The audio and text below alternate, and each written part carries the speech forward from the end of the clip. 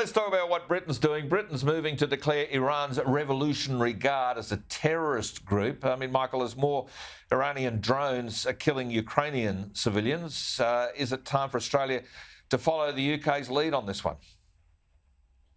Australia should definitely follow the UK's lead on this, as countries throughout the Western world should.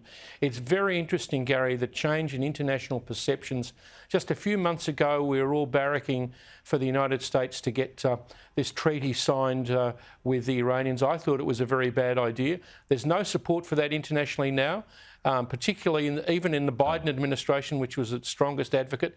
And they hate what the Iranians are doing to Ukrainian civilians, killing them, murdering them in their homes all over Ukraine. And look at the women in Iran. So the Iranians have painted themselves as a very bad international operator.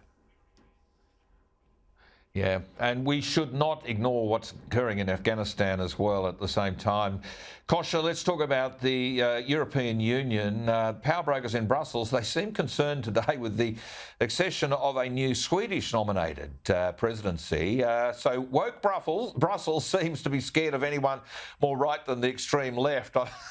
It strikes me that we should be watching with interest what's going on in the EU as they're upset about the Swedish right-winger who's coming to take over. Yeah, they're fearing it, and fear them may they, because, you know, this system is playing out the way it was designed to, even if they don't like the particular outcome in this time around. Sweden has long been viewed as a very supportive, cooperative, some would even say submissive member of the EU. But guess what? The Swedish people in a democratic election just elected a party that's to the right, and they're going to bring in maybe more of a populist viewpoint around lawmaking. And, you know, understandably, they're afraid. But you know what? This is what the system has brought to them, so they're going to have to deal with it. Yeah, I think Ancestry DNA says I'm 4% Swedish, so I'll declare a slight interest there. Michael, I mean, Europe, let's face it, invented woke. The Western world seems very fragile when it comes to considering that there might be a range of views out there beyond the congealed left. I think Brussels just got to grow up.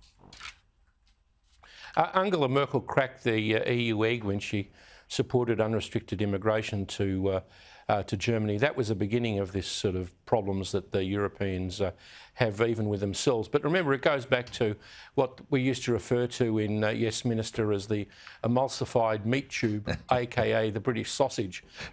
So if this is a long-standing problem, I think their environmental policies are really going to bring them undone. I mean, now we've got wind farms being bulldozed in Germany so they can start up coal-fired power stations again. Yes, transition to renewables, but we can't live in fear of Greta Thunberg and the Extinction Rebellion. No, you can't. Elon Musk is living in fear, I think.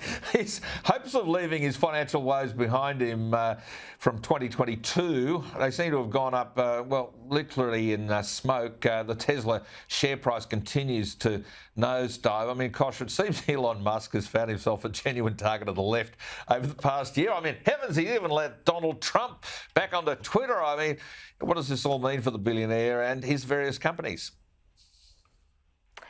He's had a very eventful year, Gary, to say the least. You know, I think he's looking at this whole thing through three lenses. One is economical. About a lot of his wealth is tied up in Tesla. Their stock has plunged 67% in the last year from their all-time high. So he dropped his standing as the richest man in the world. He's now the second richest man. That's got to hurt on some level.